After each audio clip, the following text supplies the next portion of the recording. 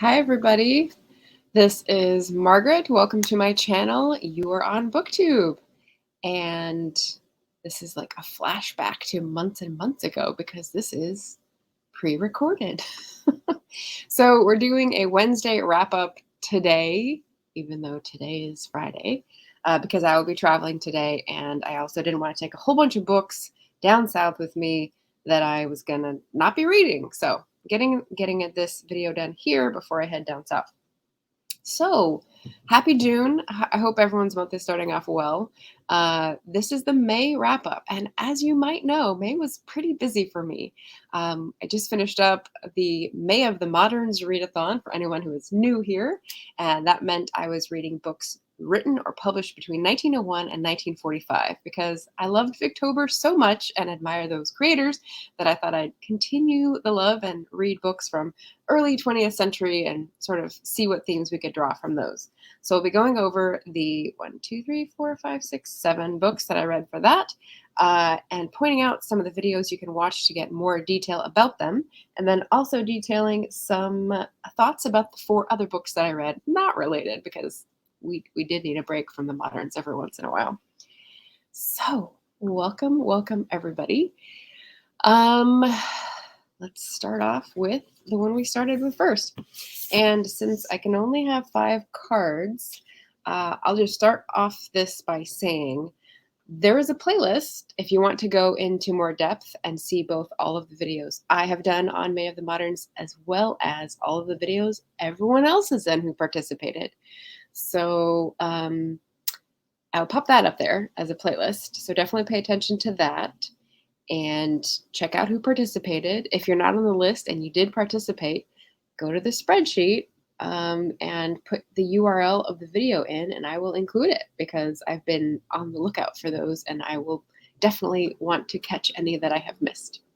Okay, so first off, we have William and Englishman by Cicely Hamilton. This is a Persephone book. It's smart if you caught that. And these are known for their pretty end papers and the bookmarks that match. It's a publisher that's out of London that partially inspired this readathon because they do a lot of forgotten women writers in the 19th and early 20th centuries. So lots of Persephone goodness.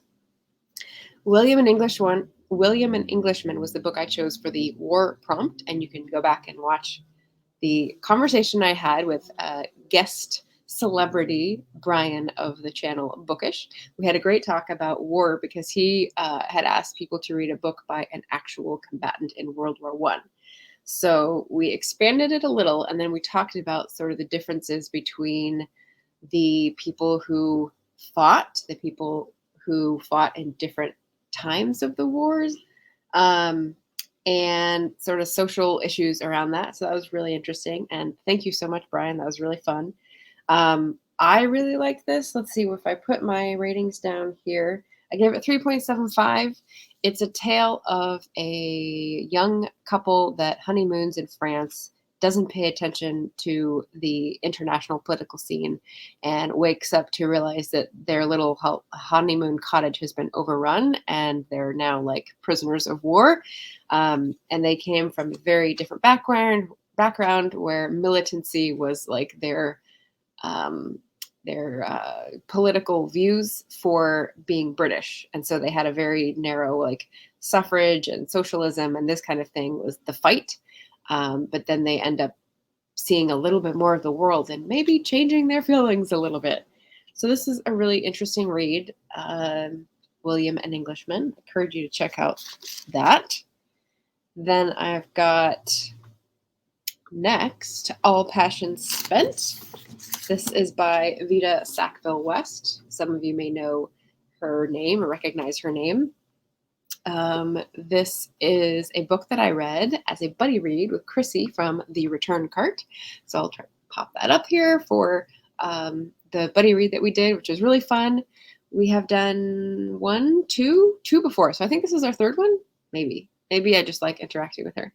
But this book is about not about sex. So I thought it would be about sex and satisfy the sex prompt, which was show changing attitudes towards sex in this period. But despite the title, it was more about a woman who becomes a widow and ends up becoming a bohemian who goes after just what she wants and doesn't concern herself with what other people expect from her anymore. And it was beautiful. I really like this book. Let's see. There it is. Oh, I didn't put a rating down. What would I give this? 4.25. Really nice. Really pretty simple. Maybe there's more we said during the buddy read that I'm forgetting now, but very easy read, lovable characters, lots of humor, and some pull no punches type of irony. So, and then I watched the adaptation on YouTube. So if you're looking for an adaptation in the modern period, this would be a great one to do. That was a great experience. Then I have The Octopus, which was a buddy read with Barrett, Laurie. This is my copy by Frank Norris. This is, I think, the earliest modern read publication that I chose. This was a research book. Barrett told me right before we went on air that's actually based on a real event, and somehow I missed that completely. So that was really good to learn before I had that discussion. It is a book that is written about, what did they call it? The Wikipedia entry calls it hagiographical, and I can see that's pretty true, but since it aligns with my view, I'm okay with it. But yeah, so this goes into, and definitely check out our buddy read. So I'll pop our buddy read up. We had a really fun discussion, a lot of laughs about the writing style, which left something to be desired, or, editing to be desired. But the plot was really interesting. Commentary was really interesting. The detail of the period and how he fictionalized things was interesting. And then looking back about the real event, I was able to compare. And I think just today or yesterday, I was looking at the real event in Wikipedia and how they covered it. And someone wrote that entry who was obviously much more sympathetic to the railroad's cause. So that was interesting to compare. And so check that one out. And then what do we have next? Tell My Horse. So this one is a Zora Neale Hurston lesser known title. It's a nonfiction book that I was lucky enough to find at my local used bookstore. It's an anthropology, sociology text. It's basically her field trips in 1937 to go down to Jamaica and Haiti and talk to people there about voodoo culture and hoodoo culture, which I was informed there are two different things depending on which island you're on. The back of the book does not make that distinction. So it's interesting to learn that in a fellow booktuber's feed instead. I really enjoyed this. I was reading this at the same time as another book, and this was capturing more of my attention, funnily enough, nonfiction, written in 1938. But yeah, the first parts were about, let's see, curry goat, Jamaica. I think that was my favorite part. That's what hooked me at the beginning.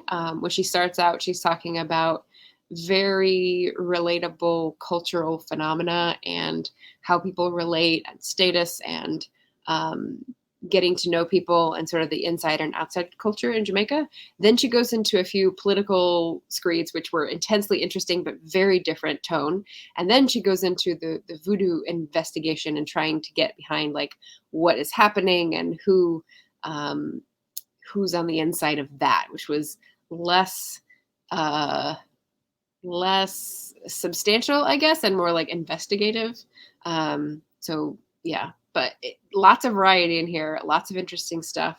And the discipline is up my alley. So that was a great book. And I recommend that too. Did I leave a rating? I didn't, but I would give that like 4.5 stars. Definitely recommend. The other book that I read at the same time and was slower to get into was this one, Not Without Laughter by Langston Hughes. And I've forgotten to say which is for which prompts, but this could work for Empire because British Empire is in the West Indies. The American Empire was also in the West Indies at this time, as well as Race and Class. And the Octopus didn't really work for anything, so we're caught up. This one by Langston Hughes, I put in the race and class prompt, as well as sex prompt, as well as the end of empire prompt. So this satisfied a lot of the prompts for this year. Don't worry, they'll change next year. And this was also a buddy read. I think I'm going to use my last card, put up a buddy read with Shannon and Beth Ann. So they were great buddy readers. We had a fantastic discussion. It was a reread for Beth Ann, who read it last year for March of the Moderns, and a first-time read for Shannon and me. And it's lovely. It's lyrical. It's easy to read. There's a lot of sad things that happen, but ultimately it's a hopeful book. There's a lot of musical references. Beth Ann said she really liked that. And I had a differing view. So you'll have to check out the video for that one to see what I mean. But that was really neat to read one of the prose offerings of Langston Hughes, who I think is more well known these days for his poetry. Speaking of poetry, we really want to get into Claude McKay next year. So I will be thinking on which prompt I can use to get into more Claude McKay. And then I have two, which added up to one prompt. So if that's allowed, it is allowed because I'm the host, right? So I started with Yasunari Kawabata's Snow Country, which, as you can see, is a Nobel Prize winner.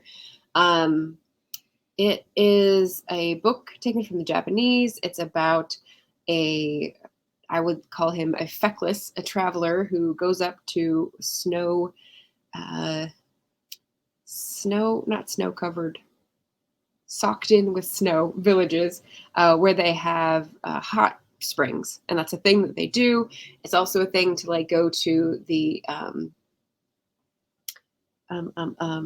to visit the geishas at these hot springs. And there's like different levels of geishas and what they do. So it was interesting.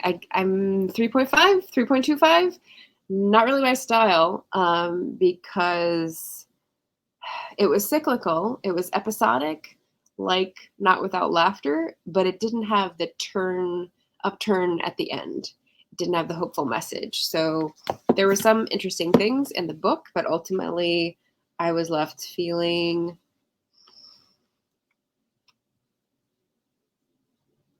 like I didn't get to know the people well enough that I wanted to. Like they were portrayed in a distant way. And so not sure about this one. The other book that I started but didn't finish is Ismat Chughtai Quit India and Other Stories. So she is a well-regarded writer in Urdu. And so this was a translation from the Urdu by Tahira Naqvi. Let me not forget to say who translated the Japanese. It was Edward Seidensticker. There we go.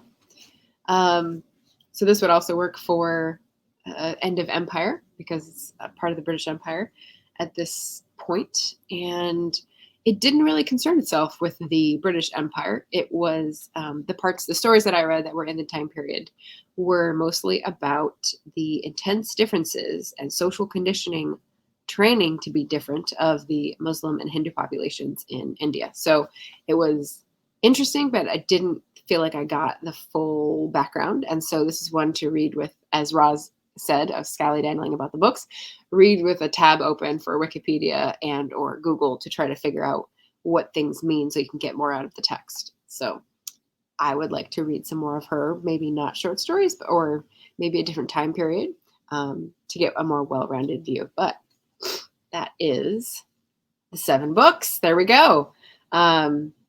So and now I'm out of cards, but it was a really fun time. We had a wrap-up party. We had people celebrating and doing more videos. And so I will still be catching up and tracking down people who participated and read books as part of May of the Moderns. So thank you to all the people who did that to make it a fun time and try to discuss things. So that was great. What do we have next? So the other 4 books that I read that were not part of May of the Moderns. So what have I got first? I'm going to pop up the overlay so that I don't forget this. So my friend Emilee Harris is a historical romance writer, and I got a couple of her ebooks and managed to read one as a palate cleanser, let's call it, because it's a nice, sweet romance. This one had a hero who was deaf. And so you got to hear about how that made him prime material for spycraft, which was fun because it's like turning the disability into a superpower, which I think is pretty cool. And we had a heroine who was in trouble, who was like, didn't know which side people were on. And of course there's trust issues and some travel and some family stuff. And like, it all came together very nice. I was pointing this book out earlier to Shannon, SD Houston, because she saw one of her self-publishing tips and tricks authors do a series where all the stories happened at the same time, but they were just from different locations, and so involved different protagonists. So there's like a couple here that happened and then a couple here that happened, and that is what Emilee has done in this series, at least I think, because this is book 3, I think, and I have book 5, and she mentioned the couple that's in book 5, and I was like, oh, okay. So when I get to that book next month, I will be able to see a little bit of what has happened. So this is a Regency romance as well, in case anyone is interested. Good writing, fair world building. I know the era pretty well, so I was pretty comfortable just sort of glossing through a lot of stuff. But the characters are really lovely, and the love story is great. So definitely recommend that one. What else do we have? So there were a couple other readathons. Oh no, let's do the other palette cleanser. So this is the first book that I read, which took me like a day. It was a good fast read. It's another romance. It's called The Last Chance Library by Freya, Sampson. And if you want quirky, neurodivergent book setting, then this is for you. It's really cute. There's a gal who's a librarian, and let's see. Let me just read the blurb because I'm going to mess it up. Lonely librarian June Jones has never left the sleepy English village where she grew up. Shy and reclusive, the 28-year-old would rather spend her time buried in books than venture out into the world. But when her library is threatened with closure, June is forced to step out from behind the shelves to save the heart of her community and the place that holds the dearest memories of her mother. So if you remember, a few months ago, I read a book that was about a bookseller who had a similar last stand sort of thing, as well as a romance, and it's very similar. So no mention of like stealing plot, but like it's just a very similar setup and similarly satisfying. So did I give this a rating? 3.75. Very, very much hit the spot. Book setting. Yeah, book people will love this, so definitely recommend. And now we're on to the other readathons. So if you haven't, hit like, leave a comment, subscribe to my channel if you like this type of reading. I just didn't want to forget that, even on a pre-recording. Okay, so Asian Readathon is one that happens during May, and for that one I read The Woman Warrior, Memoirs of a Girlhood Among Ghosts by Maxine Kingston, and this is like from the 50s or 60s. So it is a classic, but it's a Asian American. It's a gal who is the child of Chinese immigrants and spent her time growing up in California, in like Stockton area, and then I think lived mainly in Hawaii. So it's a very interesting experience. There's lots of magical realism, which is usually not my thing, but I actually liked most of it in here. Some of it was pretty harsh. Some of it was pretty violent, but some of the violent stuff is more like, I don't know, magic samurai tale rather than, gruesome. So there was a lot of it to love, but there's a lot of it that was harsh. And so there's a big variety of style in this. And I was reading it as a buddy read with Sina of Beating Around the Books, but I've had problems with my Voxer for the past week, and so she has tried to get me a message, and I haven't been able to receive it. So, so I need to check in with her. But I would give this 3.5. Very good read, very interesting. It'll probably go up once I talk about it with her because that always makes the book reading experience better, right? And then the final one, which is just sort of a hat tip to a readathon, not really participating, is the Springathon, which was only part of the month, a couple weeks in May. And it was hosted by, Asian Readathon was hosted by With Cindy. I'm sure you all know that. And Springathon was hosted by 3 channels that I follow: Doris of All the Books, Heidi of My Reading Life, and Natalie of Curious something. So anyway, so yes, Springathon, and they had prompts that were open-ended, sort of like the Buzzwordathon. You could just interpret them how you want. So I only had time to read one book that was like spring nature themed, so that's how I took it. Their prompts were diversity, sustainability, connectivity, and activity.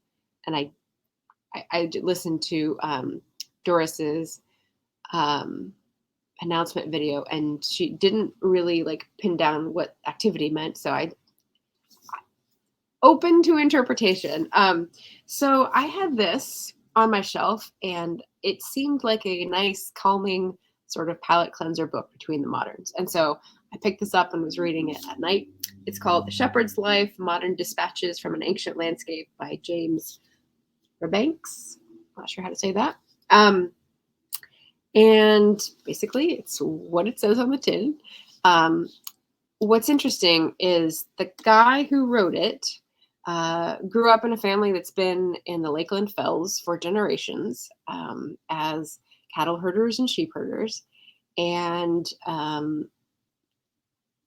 he's a few years older than I am, so he had to be part of the generation that did something off the farm to make the farm possible, to make it sustainable, if you will. And that something for him was leaving school early, but then going back to get his A-levels done so that he could prove that he could if he wanted to. And then that led him to actually going to Oxford so that he could just drop that into conversation when people thought he was just a dumb hick. So he's a very dry tone. It switches from this dry, like, cynical view of life to this very earnest, this is the culture we're perpetuating, this is the heritage that we're inheriting that we want to pass on, and we don't want it to die out, and this is why it's important. So I really like that combination. So I would recommend it. It was a chance pickup for me, but I really, really enjoyed this book. It was a nice step out of my Portland life and my modern reading life for the month of May. So it was a quick read too, both because of the formatting and because it's very readable, very conversational. So yeah, so really like that. So this is where I go back and check in with these things. Remember these? I stole this from Melissa from Fully Booked. This was I'm going to try to do all these things each month and see if I can sort of get a balance each month so that I'm on track to read the things that I intend to, right? So for May, and here I'm just like cheating. This is my May reading list. For May, I did a research, which was the Octopus, because that's like my time period of the Gilded Age. Indie books, Emilee Harris's romance book, Chef's Kiss, which was an ebook, which is why it was an overlay. BIPOC authors, definitely the moderns that I did, Langston Hughes or Neale Hurston, Ismat Chughtai, Yasumari Kawabata, Maxine Kingston. So I think I did good there, actually. Nonfiction, Tell My Horse is definitely nonfiction, and Shepherd's Life, nonfiction, so good there. Owned TBR, most of the moderns was owned. Woman Warrior was owned. Shepherd's Life was owned, so doing very good there. And then the one that I didn't get, audiobook, because as I said, my Voxer app was acting up. It's my phone. My phone is plotting to destroy me. So the Libro.com was also acting up, and so I just couldn't deal with it this month, and I just didn't end up listening to audiobooks.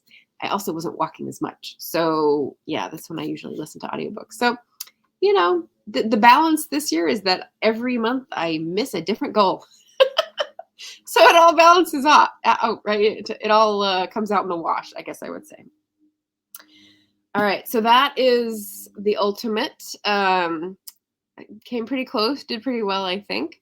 And then I was just going to ask people about, let's see, I have a banner here. coming attractions, or not ask, tell people about coming attractions. The only ones I have for, since this is going up on Wednesday, coming attractions are going to be this Saturday, June 11th. We have Authortubers host karaoke, which I will be hosting on my channel, along with my beautiful co-host, Barrett Laurie, and that will be at 5 p.m. Pacific, 7 p.m. Central for Barrett. So that should be fun. I've got some songs lined up, and the way that works is if you would like to sing a song with the karaoke crew, you just line up your own karaoke backup vocals, or come a cappella. That works fine too. But it works the best when the person who is singing has the video playing with the backup so that there's no lag. So we'd love to have you. You just let me know via Instagram or Twitter DM, and I'll send you the link so we don't get spammers. And yeah, you could just come up on stage and have some fun. So that should be great. And then after that, the next weekend is the worldwide Readathon. I'll get it at one point. I'll get it without stumbling. So get your snack game ready to go, because it's going to be a bit of a marathon. I will be on SD Houston's channel co-hosting on Saturday, June 18th at 2 p.m. Pacific, 4 p.m. Central. So that is what is coming up for us this month. Let me know what you're planning on doing, whether you are excited about some June reads, some June readathons, whether you are excited by any of these May reads, and, maybe you want to borrow a book and you're in Portland, or maybe you want a recommendation for getting them at bookshop. I've got the links in my old videos, so I'll post those down below as well. And I think that is it for me today. So thanks all for tuning in. See you again soon. And I hope I remembered how to record the video. Thanks, everybody. Talk to you again soon.